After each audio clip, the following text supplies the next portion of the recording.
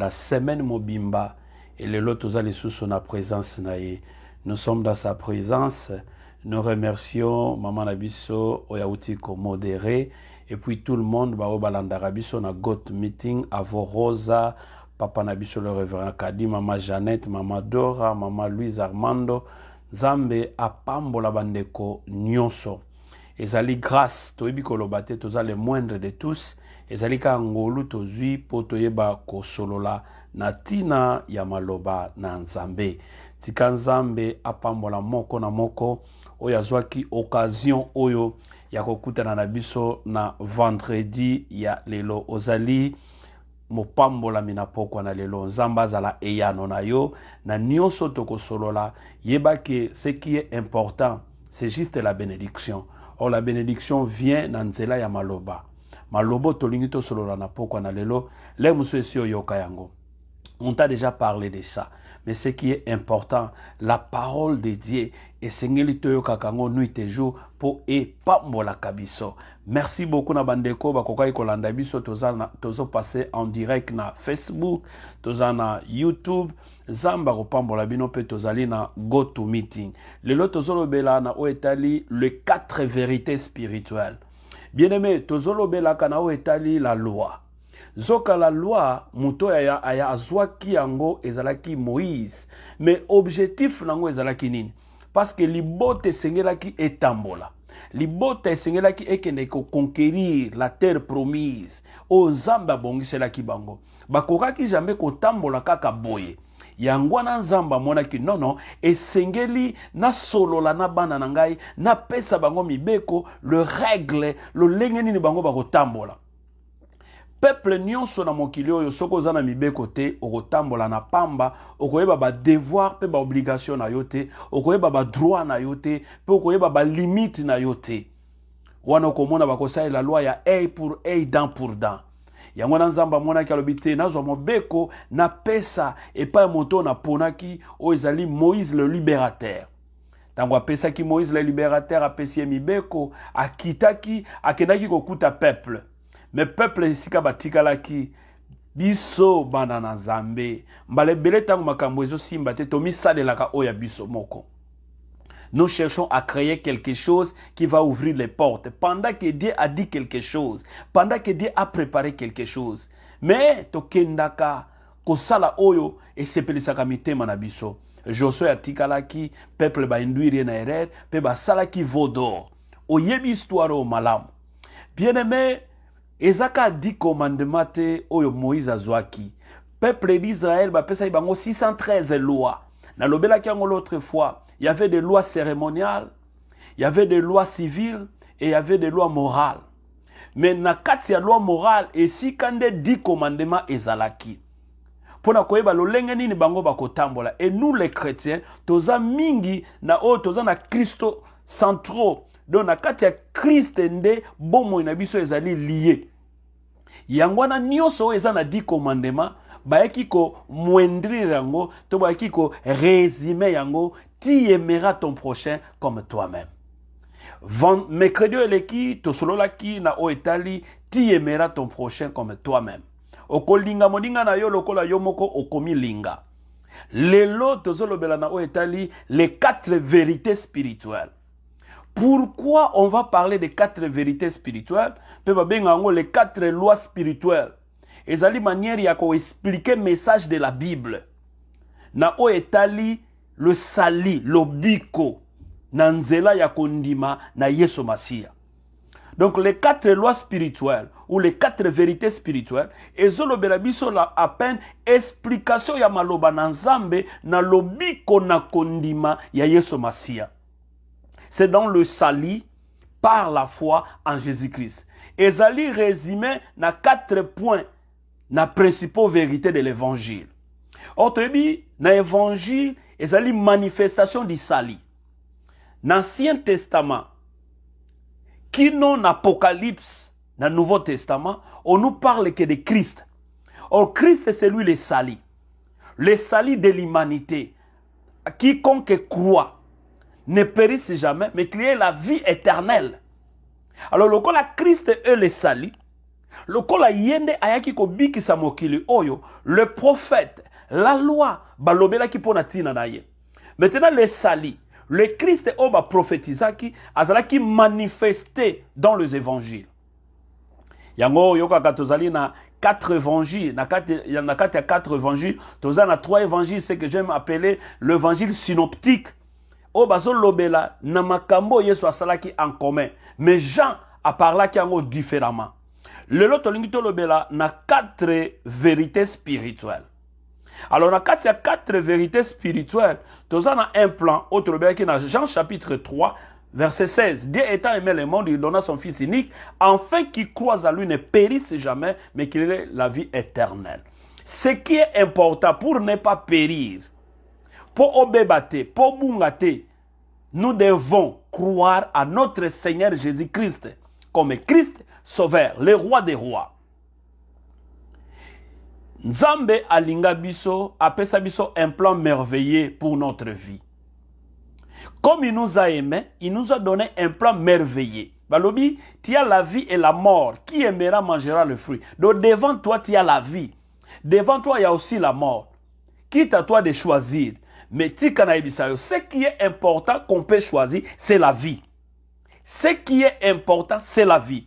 Ata pasi yango ezandengeni. Ata mitungisi yango ezandengeni.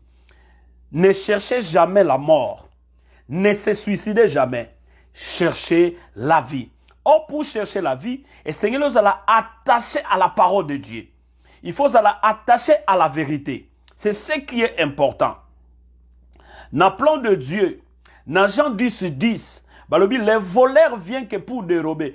Pendant que Dieu est amour, mais le voleur vient que pour dérober. Jean 10, le voleur vient que pour égorger, dérober et tuer. Ayaka pona ko boma pona ko yiba. Mais ce qu'on quitte dans 11 et 12, le vrai pasteur, le vrai berger, il connaît ses brebis. Bien-aimé dans le Seigneur, tant qu'on est dans l'église, et Seigneur oyeba, mon bate l'impate ya solo ezali nzambe, oya pona basali na ye, achia, lokola ba sentinelle, pona ko bate la ka ema na nzambe, pona ko bate la ka libota na nzambe, pona ko bate la ka lingomba na nzambe, yeba koza moto na esengo. Pourquoi na lelo za moto na esengo? Obeti libaku malamu, oyo ya maloba ya malamu ya consolation. Obeti libaku malamu, oya consolation kati na motema na yo. Tika nzambe apambola yo de partout oyo za kolanda biso. Tika nzambe apambola yo na butu na lelo. Tika nzambe apambola yo na tongo na lelo. Tika nzambe apambola yo na pokwa na lelo. Olekisaki journée difficile, olekisi journée na ba stress. Olexi journée na mikakatano. Olexi journée na ba point d'interrogation. Mais na butu na lelo. Soko za na Amérique, eza na butu. Soko za na ba côté mususu, eza na ba tongo. Mais tika na ebisa yo, nzamba zali le maître des temps et des circonstances. Leo mususu na nzela ya ndoto, zambe alobeli yo. Makambo alobela kiyo ekokisami bien-aimé dans le Seigneur. Ndima kaka, ezo salama, ndima kaka, ezo ya kati na yo balobi. Quelle que soit notre personne, quel que soit notre parcours, Dieu nous aime. Il a déjà prévu ce qui sera notre vie. Quel que soit le parcours aux Olexa, quelles que soient les études faites, quel que soit les boto yo botama, quel que soit mon bali yo balato mwasi yo bala, Zambe c'est à préparer parcours. Bien-aimé dans le Seigneur, atabozane loko moko ezali héréditaire, oye benda kabino, Zambe aponi yo na pokwa na lelo, o Zamba poni yo osalela ye, Zamba poni yo atombola yo, Zamba poni yo akamwisa yo, Zamba poni yo a transformer bomo ina yo, na kombo na Yesu Masia. Bien-aimé, l'homme est pécheur. Moto akwea kada masumu. Et ceux qui montent à quoi na masumu azalaka séparé de Dieu. Moto soki akwe na masumu, n'oubliez pas thème na biso ezali les 4 vérités. Les 4 vérités spirituelles. Wana ezali mama na likambo. 4 bosolo ya molimo. Moto akwe na lisumu. Et ceux qui montent à quoi na lisumu azalaka séparé na Nzambe. Tozongi na bo moto, ceux qui otutani libaku, otika la kate sika otutani libaku, otelemaka. Pour continuer nzela na yo. Soki o kwei na mbeba moko songolo, Bien-aimé koumela kanambe bawanate. Luka elongi na nzambe. Luka basali na nzambe. Tubela continue marche na yo. Poete nzambe azana un plan merveilleux pour na yo. L'homme a quoi connaître ba expérience ya vie. A quoi connaître ba surmonter ya vie. A quoi trébucher kat na vie na ye. Vie na ye sociale, vie na ye professionnelle, vie na ye éducationnelle. A quoi qui connaître ba problème. Mais nzambe na plan na ye. Ayeba ki ko créer quelque chose. Ou koya ko débloquer aussi quand vous allez bloquer.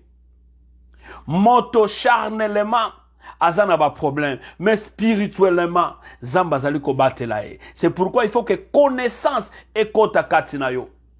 Bible lobi na mokanda ya Romains chapitre 3 na verset na yango 23 tokotanga. Romains chapitre 3 verset na yango 23. Zamba pambola yo oza moto na esengo na poko na lelo.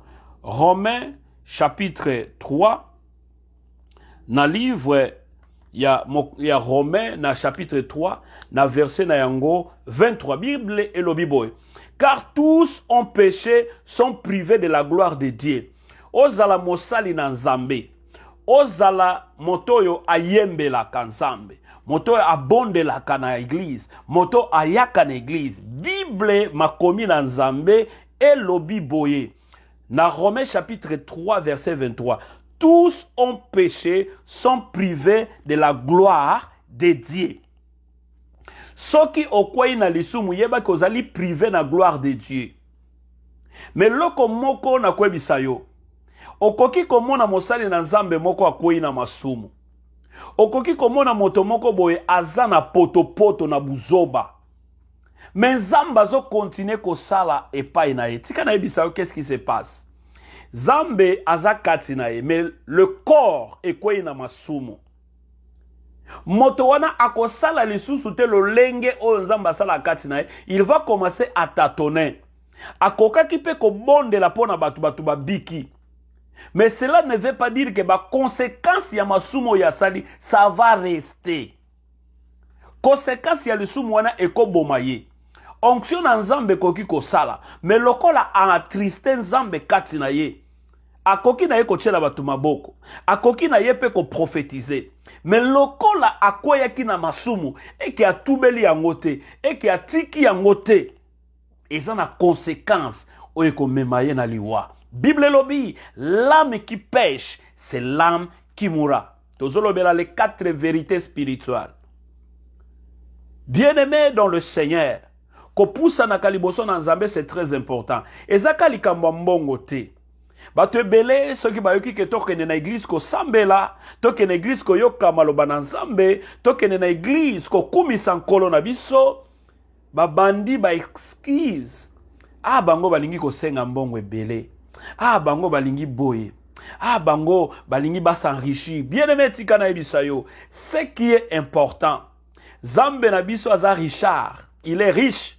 Parce que balobi, c'est l'œuvre de l'Éternel qui te bénira. Tango nyonso koya kosalela ka nzambe na yo. Tango nyonso koya ka na église. Tango nyonso koya ka na ba programme.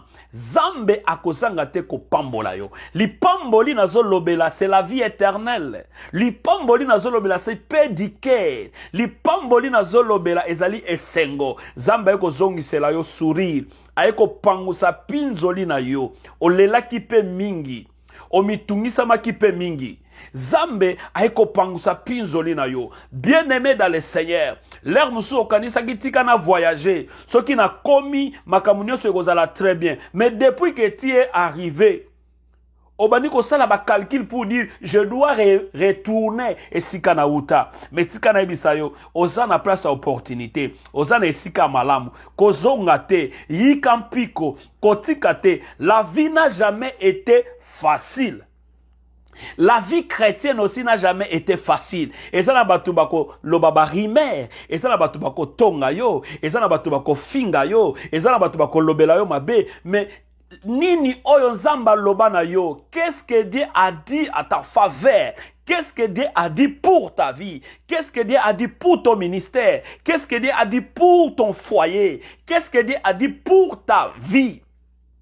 Bien-aimé ozali mopambola mina pokwa na lelo. Zambe a transformé bomoi na yo. Zamba sala yo muto ayokaka son ya trompette. Dieu a créé l'homme pour vivre une relation intime avec lui. Zambe a créé moto pour vivre une relation intime avec lui. Mais l'homme a choisi de suivre son propre chemin. Cette relation intime avec Dieu a été rompue. C'est ce que la Bible appelle le péché. Ah. Bien-aimé dans le Seigneur, yango yoki na Romains 3, 23, bah lui tout homme en péché sont privés de la gloire de Dieu. Mais Dieu a créé la moto pour vivre une relation intime. Quand vous vivez l'intimité avec quelqu'un et qu'il n'y a plus cette intimité parce que au trahir nzambe nanzela ya lisumu, au trahir nzambe nanzela ya lokuta, au trahir nzambe nanzela ya matongi, au trahir nzambe nanzela ya biloba loba, au trahir nzambe nanzela ya lokumu, au trahir nzambe nanzela ya beauté na yo, au trahir nzambe nanzela ya musala na yo. Non, tu vas dire, la Bible dit, l'homme qui ne travaille pas ne mange pas non plus. Mais tu dois travailler, tu dois adorer Dieu, tu dois élever Nzambe. Et ça est très important. Nzambe azala qui n'a pas à tisser une relation intime. C'est pourquoi quand nous voulons adorer notre Dieu, c'est l'intimité. Moto apesio bomoy, moto apesio nyonso. Quand il adore, c'est ça l'intimité. Adorer quelqu'un, c'est parler du bienfait. Adorer quelqu'un, koloba nyonso salio. Zambo pesinga santé. Zambo pesinga ministère. Zambo pesinga papa na kondima. Zambe opesinga ibandeko kati na nkolo. Zambe okomisinga na mboka oyo. Zambe opesinga musala. Zambe opesinga bana. Zambe opesinga nyonso. Et ça, adorer ton Dieu dans tout ce qu'il a fait. Oyebi soki moto akabeli yo quelque chose. Et c'est mon aïe zalaka soki lobi ah yondo salaka pona sala ah vraiment zalaka kaka merci beaucoup au salier moi ba chair de poule katinaye pour être mbala sima aye ba kopesa yo boni papa na biso na lola oya kela biso asamo keli malam alinginga na yo bien-aimé dans le Seigneur bato mususu ezali complexe ezo salaye complexe ya okende kosambela nzambe complexe ya kokabela nzambe complexe ya koumela na présence ya nzambe complexe ya koyembela nzambe complexe ya koteya maloba na nzambe. Quelle est ton identité? Mon identité c'est être chrétien, c'est ça mon identité. Ezalite nationalité obakoyi kopesa ngai, ezalite mukando nga na koyi kozwa parce que ozala na mukanda wana ka la mort viendra okufa kaka. Et ça qu'on rassurer la vie. Or la vie éternelle est rassurée dans la parole de Dieu. Quelle que soit la nationalité qu'on peut m'attribuer, quelle que soit communauté on a ko appartenir, quelle que soit langue on a botamana yango, mais ce qui est important, c'est connaître notre Christ. Ce qui est important, c'est embrasser la vérité de Jésus-Christ. C'est ce qui nous amènera dans le paradis céleste. Le péché se manifeste en dengenin. Quand l'homme se rebelle contre Dieu, c'est là où le péché va se manifester. Quand il ne se soucie pas de Dieu, c'est là où se manifeste le péché. Quand il n'atteint pas le standard parfait établi par Dieu, à son image, c'est là où l'homme déroute. Non, est-ce que yo eba kebiso zaraba noir? Est-ce que yo eba kebiso pe tozalaka XY? L'homme a perdu son intimité avec Dieu. C'est par là où il commence à former le péché au milieu de lui. Bien-aimé dans le Seigneur, l'homme se rebelle. Tango komi koloba mabe pona mosala na nzambe, mabe pona basaye na nzambe, mabe pona bandeko na ye. Tu te rebelles contre moto nzamba akela. Le créateur posa na eto zala ini. Le créateur posa na eto gumba melakaye, tokumi sakaye. Bien-aimé dans le Seigneur, okendaka du lundi au vendredi sur salaka 5 jours. Si vous habitez aux États-Unis, okendaka de lundi au vendredi na musala, jour mon côté aux empêchements. Parce qu'il faut pencher, parce qu'il faut salaba expérimentaire, parce qu'il faut aux payer chèque. Payer chèque un jour de kotikala. Batole mususu oyinaka. Batole musolo belaka mabe. Bangonde bako benga 911. Bangonde bako benga ambulance. bangonde bakozala wana yo kozala lisusu te bangonde bakozala wana soki jour wana ozwaki pe échec le mosusu pe échec na yo ekoka kosala te que un jour okende na la paix éternelle mais tika na yebisa yo tisser de bonnes relations zala na ba relation malamu na basali na Nzambe zala na ba relation malamu na libota na Nzambe zala na ba relation malamu na bato yo bazingi yo mokolo mosusu yo kozala te okotika bana okotika libota Zamba ko prendre soin na bango mais au travers bato bazali relation de 4 vérités spirituelles et c'est le kima lisumu naza toujours ko toucher dans ce qui otobengi lisumu fouiller le péché e preciso fugir o pecado abandona o pecado seguir o caminho de Deus 4 verdades espirituais Romain aza kolobela biso na mokanda na ye toujours na Romain chapitre 6 na verset 23 vous allez comprendre na kati ya 4 vérités je parle de Dieu et je parle de péché alors l'homme doit tisser l'intimité et relation avec Dieu et abandonner le péché. Le péché qui nous amène à la mort. Parce que la Bible le dit, l'âme qui pêche, c'est l'âme qui mourra. L'âme qui pêche, c'est l'âme qui mourra. Place au Kenaka Kosala le Sumu, aux Akayomoko. Momoko loko kufa, nous allons venir te plairer. Mais bien aimé, ezala nesengo okufa nankolo parce que balobi les morts en Christ bazali ya kokufa te na mokolo wana to okuta na bango. Je ne suis pas ici ya kobangisa yo. Bien aimé na yeko bangisa yo te. Biso nyonso un jour nous allons partir. Mais lo lenge ni no kokendele. Okokende ndenge ni bien aimé. Est-ce que ozako yika mpiko na maloba na Nzambe, tozo yika mpiko na matongi, tozo yika mpiko na mosala. Oumela na présence en Nzambe. Oumela na ba programme à prière. Il y a plusieurs programmes de prière. Mais oumela na kati ya ndako na yo. Oumela na ba orientation ba sali na Nzambe. Okomona eloko yozo luka okozwa yango. Ne cherchez pas chez les hommes, cherchez chez Dieu. Ye afutaka koleka bato mokili. Moto mokili soka saleli o malamu. Akobeta motema na yeto tolo koloba ngai nde na salaka po ye azala. Mais Dieu a fait que mokiloyo et simbami ata na pilier mon côté. Mais simbami na ngolo na ye, na grâce na ye. Yangona poko na lelo, na ye kolendi sa papa moko. Na ye kolendi sa mama moko. Na ye kolendi sa yo yaya nanga. Na ye kolendi sa yo landaka biso. Bien aimé, ça ne valait rien ya kotonga ndeko na yo. Bonde la ponaye. Akwei bonde la ponaye.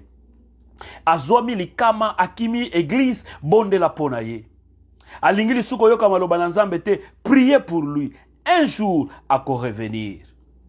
Samba pambola yo. Romains chapitre 6, na verset na yango 23. Romains chapitre 6, yoka maloba na Nzambe elobini. Romains chapitre 6, verset 23. Bible eza koloba na biso. Bible maloba na Nzambe elobi bona Romains chapitre 6, verset na yango 23. Bible lobi na nyonso oyo yoko salaire de péché c'est la mort. Oh là là, bien-aimé dans le Seigneur, salaire de péché c'est la mort. Soko tali na bombo ina yo yeba ke salaire de péché c'est la mort. Ozala oteyaka, ozala oyembaka, car le salaire du péché c'est la mort. Mais le don gratuit de Dieu c'est la vie éternelle en Jésus-Christ, notre Seigneur. Le don gratuit de Dieu.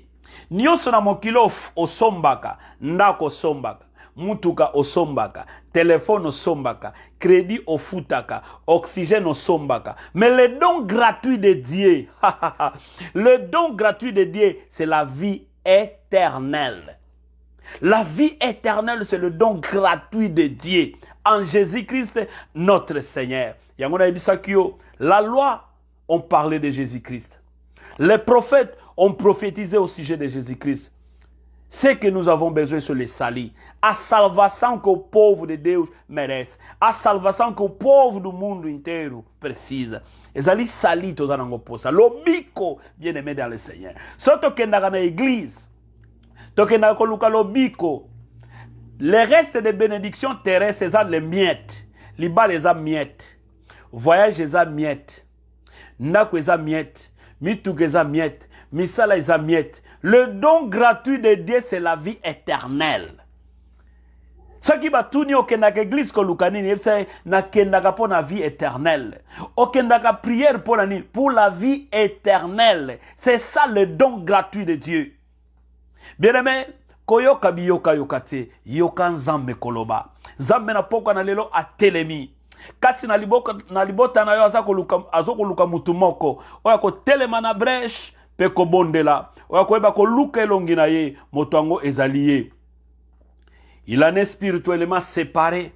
Le don gratuit de Dieu. Il n'attend ni de voir ce que Dieu fait dans sa vie. Mais il est saisi de la pensée, de l'amour. Zambaza a un plan merveilleux pour nous.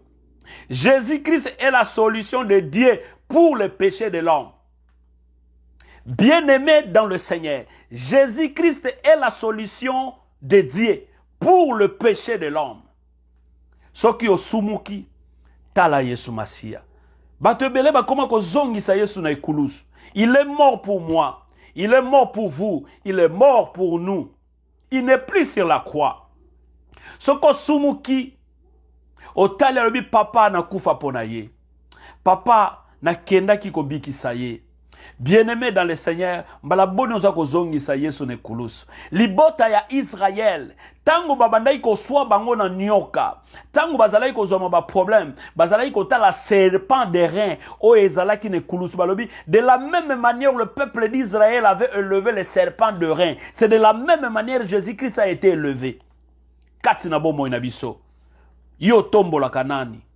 Tombola Yesu Masia. Akotika la jamais ko décevoir yo na vie na yo. Akotika la jamais ko décevoir yo na famille na yo. Vous pouvez connaître de l'expérience de l'amour de Dieu et son plan merveilleux. Jésus-Christ est mort à notre place.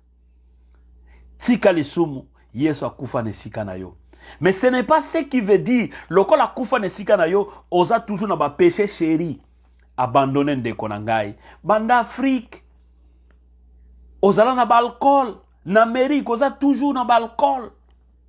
Banda en Afrique, aux Alaki na bagé à cache-cache. Le long en Amérique, toujours na bagé à cache-cache. Jusqu'où, mon frère? Jusqu'où, ma sœur? Aux Okata sonité. Au Kaniso za champion, toi championne. Et au Memayo na liwa. Bandeko lobaka, ezo sopayo, bien-aimé. Makamozo sala. Ozo bimayankete, ezo sopayo. Talabo motonayo. Ezo sopayo. Luka Olanda Yesu Masia, c'est très important, bien-aimé dans le Seigneur. Tikana lobela na facilité pour comprendre ngai. Tikana lobela yo na ndenge na biso pour comprendre, bien-aimé dans le Seigneur. Parce que lobeli yote, okoloba non, eza vina ngai. Il est ressuscité d'entre les morts pour être ngana yo tozala na vie éternelle.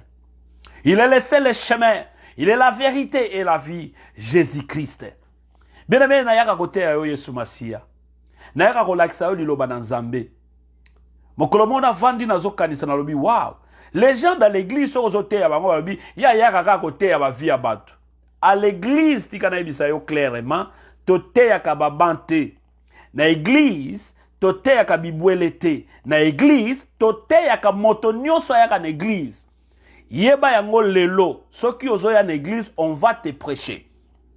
Et quand tu seras à l'église, merci l'homme de Dieu. Parce que malobo lobi nazaki na posa nango. Ce qui yo epesi yo kanda. Luka tango zongi, lobanzambe sungangai. Pona nika so bazote yanga nazaka na kanda. Tout ce qu'on prêche à l'église, c'est pour nous. Moto nyonso ayaka na église, o bateyaka na église, eza pona biso. Qui que tu sois, ozala mosali na nzambe, ozala mwana na nzambe, biso mosali na nzambe tango aza wana liboso, azo sala mosala, oya vandi aza mosali, aza mwana na nzambe. La parole de Dieu vient pour nous sauver. Yebaka yango bien-aimé. Malebelo bien abasali na nzambe wana, bateya kaka ba vie ya bato. Mais on va prêcher les vies des animaux ou comment bien-aimé? Sengeli toteya ba vie ya bato. C'est alors toko bongwana. C'est très important. Nous devons prêcher la vie des hommes. Pour être bisonnion soto bongwana. Ce qui te te yote okobongwana te. Le musu to mona ki na mabe. Place il faut te à l'église. Ce balobelo na nzela lobi non, prêchez-moi à l'église. Je viendrai à l'église. Tolingi to te ayo bien-aimé obongwana. Tika lisumu wano salaka. Oyebi yango. Nako cite yango te oyebi. Le mususu interpellaka yo lobi wa eloko eza lisumu. Oui, eza lisumu. Tika yango. Zamba pambola yo mama mami. Zamba pambola yo basali na nzambe. Zamba pambola moto nyonso azalaki connecté na pokwa na lelo. Ozali pamboli po na biso. Présence na bino esalaka biso to teya. Esalaka biso to kendeli su na présence nzambe. Po to komisela yo barema pe ba logos. Pe nzambe a transformé bomo ya moko na moko. Nous devons accepter personnellement Jésus-Christ comme Sauveur et Seigneur. Nous devons accepter personnellement Jésus-Christ comme Sauveur et Seigneur. Transformer. La hypocrisie qui tombe dans l'hypocrisie. Nous sommes des hypocrites qui tombent dans l'hypocrisie, bien-aimés dans le Seigneur. Cherchons la vie de Jésus-Christ. Cherchons le chemin véritable. Zamba ko kangola yo, Zambe a ko transformer yo. Yeba eloko moko, nous acceptons Christ par la foi. Christ tondima na nzela ya foi. So tangi na mokanda ya Ephésiens chapitre 2 verset 8 à 9. Tika to tanga ngona lombango va to silisa. Tika to tanga ngona lombango Ephésiens chapitre 2. Tokena moka nzamba pambola yo papa, nzamba pambola yo maman, nzamba pambola yo ndeko, nzamba pambola yo de partout sika ozali. Ce qui est important, oyoka maloba na nzambe. Ezo dépendre de la langue ni nazo transmettre maloba. Mais ce qui est important, oyoka maloba na nzambe. C'est ça qui est important. Ata tote yango na anglais, ata tote yango na portugais, ata tote yango na français, ata tote yango na lingala. Ce qui est important, maloba na nzambe komela yo. C'est fini. Jésus parlait la langue araméenne. Bien-aimés dans le Seigneur. Nous sommes des Africains, nous sommes des Bantous. Malobanazam, il faut comme la yo na source pour comprendre. C'est très important. Là, nous sommes minimisaka. On dit non, ça ce n'est pas la parole pour moi. Il doit me prêcher dans la langue, dans la facilité. Ephésiens. C'est par là où je vais chiter. Ephésiens chapitre 8, Ephésiens chapitre 2, pardon. Ephésiens chapitre 2, verset 8 à 9. Car c'est par la grâce que vous êtes sauvés. Bien aimé, c'est par la grâce que vous êtes sauvés. Par les moyens de la foi que vous êtes sauvés. Et cela ne vient pas de vous. C'est le don de Dieu. Vous êtes sauvés par la grâce. Cela ne vient pas de vous. C'est le don de Dieu. Tu es sauvé par le don de Dieu. Tu n'es pas sauvé parce que quelqu'un priait pour toi. Mais tu es sauvé par le don de Dieu. Neuf lobby. Ce n'est point par les œuvres afin que personne ne se glorifie. Et ça te na sala kabola mon mingi. Non, non, non. Ce n'est pas par les œuvres afin que personne ne se glorifie. Donc, nous sommes sauvés par la grâce. C'est un don gratuit de Dieu. Si tu don gratuit de Dieu, et kota kati na bomo inayo. Mosali na nzambe. Don gratuit kote pa inayo. Maman, papa, bandeko na ngai nyonso, ba balandinga partout. Grâce na nzambe et bilabino. C'était le moindre des serviteurs. Ndeko na bino, leki na bino, mosali na nzambe, moumbu na nzambe. Tika nzambe apambola bino. C'était Antonio Langaba. Salabiso faveur kene na chaîne na biso ya YouTube Langaba Antonio. S'écrivez kuna, abonnez-vous, partagez, activez cloche de notification. Toko zanga te ko zongela yo nzamba pambola yo.